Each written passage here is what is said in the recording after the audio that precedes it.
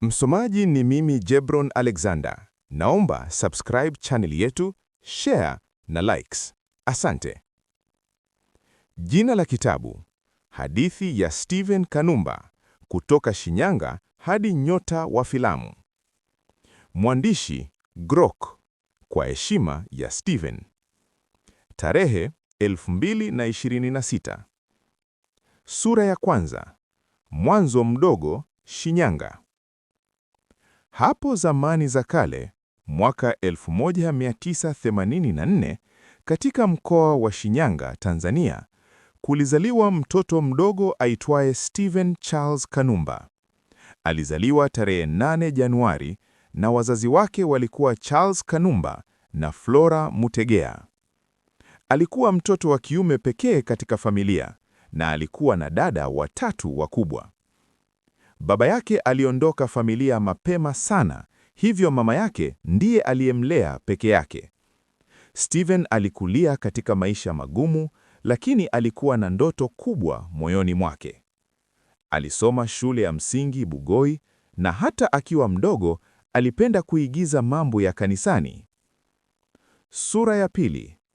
Anza safari ya uigizaji. Mwaka 2002, Steven alijiunga na Kaole Arts Group, ambapo alianza kuonyesha vipaji vyake vya uigizaji. Alianza kuigiza kwenye tamthilia za televisheni kama Jahazi, Dira, Tufani na zingine nyingi. Watu walianza kumpenda kwa sababu alikuwa na tabia ya kupendeza na alijua kuigiza vizuri sana. Hatua kwa hatua, alianza kuigiza katika filamu za Bongo Movies. Filamu zake maarufu ni pamoja na Sikitiko Langu, Johari, Dar 2 Lagos, hata alishirikiana na waigizaji wa Nigeria, The Shock, Because of You, Devil Kingdom, Magic House.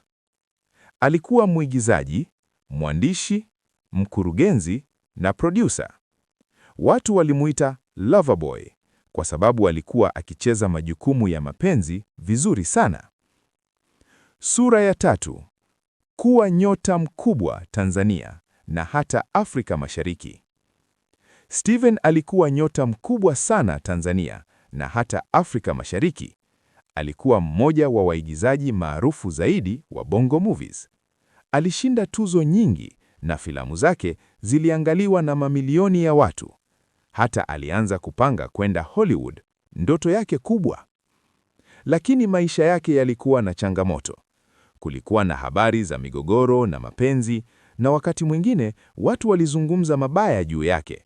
Lakini alikuwa akifanya kazi kwa bidii na kuwaheshimu mashabiki wake. Sura ya 4. Siku ya kusikitisha. Aprili 7, 2012. Mnamo Aprili 7, 2012, siku ya Ijumaa Kuu, dunia ilisikitika sana. Steven alifariki dunia akiwa na umri wa miaka 28 tu, huko Sinza, Dar es Salaam. Habari ya kifo chake ilisambaa haraka sana. Maelfu ya watu walilia na mazishi yake yalihudhuriwa na watu wengi sana. Tanzania ilipoteza nyota wake mkubwa. Sura ya 5. Urithi wake haufi. Hadi leo, Steven anakumbukwa kama baba wa Bongo Movies. Filamu zake bado zinaangaliwa na watu wengi wanasema alikuwa na kipaji cha pekee. Alionyesha kuwa unaweza kutoka maisha magumu na kuwa nyota mkubwa kwa bidii na vipaji. Mwisho wa hadithi yetu. Lakini hadithi ya Steven inaendelea moyoni mwa mashabiki wake. Mungu ailaze roho yake mahali pema peponi.